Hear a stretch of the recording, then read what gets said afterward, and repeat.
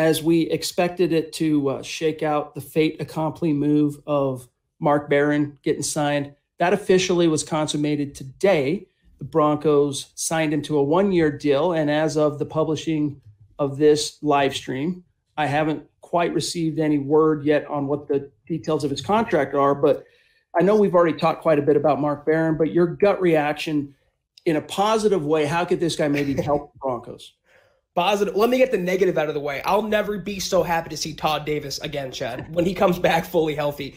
In a positive way, I mean, I guess in a backup role or a situational role, in a dime backer role, the old Will Parks role, Mark Barron can be impactful for this defense. He can come and run support. He can come in the box, come play near the line of scrimmage, play linebacker, play safety. He can be a movable chess piece in Vic Fangio's defense. But again, we've heard this before. It was supposed to be Sua Cravens. That didn't work out. Will Parks never really reached his star potential like we all thought he would in the Vic Fangio defense. As long as Mark Barron does not start next to A.J. Johnson, this isn't a terrible move. I would have preferred someone like Nigel Bradham, a traditional inside linebacker, but for what he brings to the table, as long as he's in a backup or reserve situational role, it should be an asset, similar to Melvin Gordon, Chad.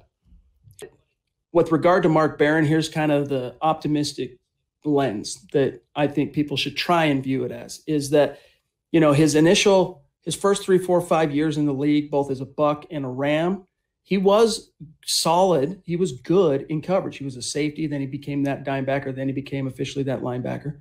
And over the last few handfuls of years, his coverage acumen has slipped.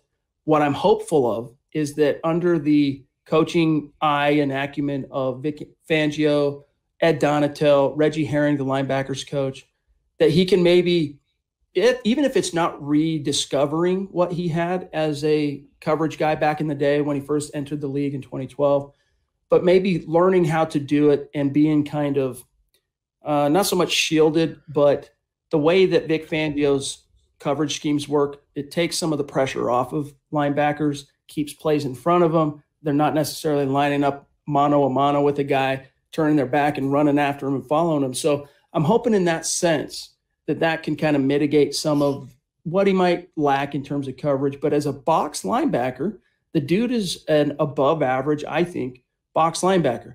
Find ball, see ball, get it. And I think he'll be just fine in that regard. Yeah, like if he can come, record some pass breakups, if he can help bracket a tight end or running back in pass coverage, if the Broncos, pass defense could be the sum of their parts, the linebackers included, yes, they should be okay with Mark Barron. But again, if he's isolated one-on-one, if he starts week 1, Chad, Derrick Henry will run him over consistently, down in and down out. He's not a 3-down inside linebacker. He's a piece of this defense. He's preferably a backup. If he stays in that role, I don't hate the signing. He should help out this defense, and who better to help mold a former first-round bust? The 9th on the Broncos roster now, Chad. 9 former first-round picks on the Broncos roster, and who better to mold that guy than Vic Fangio?